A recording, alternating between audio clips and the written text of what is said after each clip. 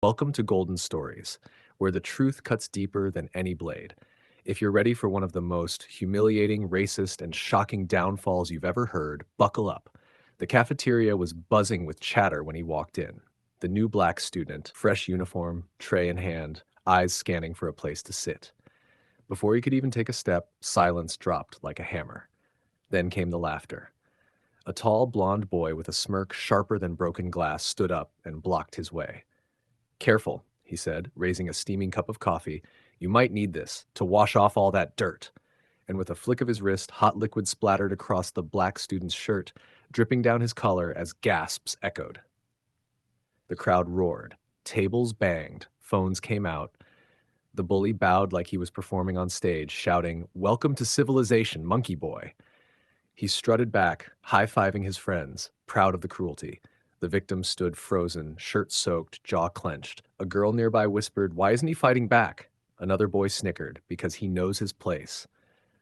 Every insult carved deeper than the coffee stains spreading across his chest. The bully wasn't done. He pulled out a chair with a screech, planted it in the center, and barked, "Sit here, our honored guest. Don't worry, we'll teach you how to eat like a human." Laughter erupted again, cruel and sharp, bouncing off the walls. But behind those quiet, dark eyes, something was brewing, something nobody in that cafeteria was ready for. If you're enjoying this story so far, don't forget to like and subscribe, because the downfall about to unfold will leave your jaw on the floor. The cafeteria stank of arrogance. The bully strutted like a circus ringmaster, waving his arms for attention. "Ladies and gentlemen, behold our new exhibit." He grabbed a banana from someone's tray and tossed it onto the table in front of the black student. "Go on, champ. Show us how fast you can peel it. Heard you folks are naturals." His friends howled, slapping tables like it was comedy night. The student said nothing, his jaw locked tight. Every second of silence twisted the bully's confidence higher. He leaned close, whispering just loud enough for everyone to hear. "Quiet, huh? That's what I thought. No voice, no power, nothing but a shadow in my spotlight." Then he flicked the banana peel at his victim's chest, leaving a sticky smear. Phones were everywhere now, cameras flashing. Some students looked uneasy, but nobody dared to step in. One girl muttered, "This is messed up." The bully shot her a glare. "What? You want to join him? Maybe you can share a cage." The crowd erupted again, feeding his ego like gasoline on fire. The student finally moved, slowly wiping his shirt with a napkin.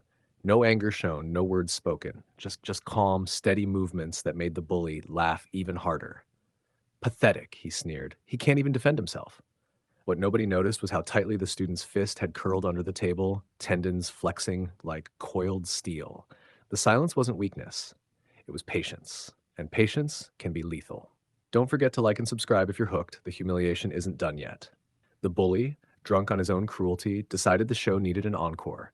He grabbed the student's backpack and dumped it onto the floor, books and papers scattering across the tiles. He picked up one notebook, flipped through the pages, and mocked the handwriting. "Look at this. Chicken scratch. Probably spells out jungle language." He tossed it over his shoulder, earning another round of laughter. The victim stood, still silent, still watching. That quiet stare unnerved a few in the crowd. One boy whispered, "Why is he so calm?" The bully barked, "Because he's used to it. This ain't his first day on the plantation." The cruelty was nuclear now, every word sharper than the last. Then came the breaking point. The bully shoved him hard in the chest, sending him stumbling back against a chair. "Fight me! Show everyone you've got something, or are you only good for cleaning my shoes?" He raised his foot, smearing dirt across the student's trousers. A hush rippled. Phones leaned in closer. The black student finally straightened, shoulders rolling back, eyes cold as ice. He didn't shout. He didn't insult. He simply bent down, gathered his scattered books, stacked them neatly, and placed them on the table. The crowd expected surrender, but what they saw instead was terrifying control. The bully laughed nervously. "What? You gonna meditate me to death?" But deep down, his gut twisted. Something about that silence didn't feel like fear anymore. It felt like warning.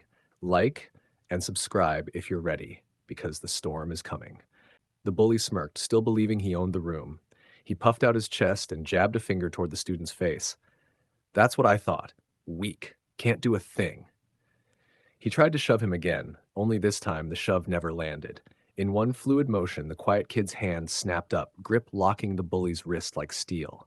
Gasps echoed through the room. The bully froze, his arm twisted effortlessly, his knees buckling as pain shot up his elbow. The black student's movements were precise, controlled, terrifyingly efficient. He didn't throw wild punches, he didn't need to. A simple shift of balance sent the bully crashing onto his back, sprawling in front of everyone who once cheered for him.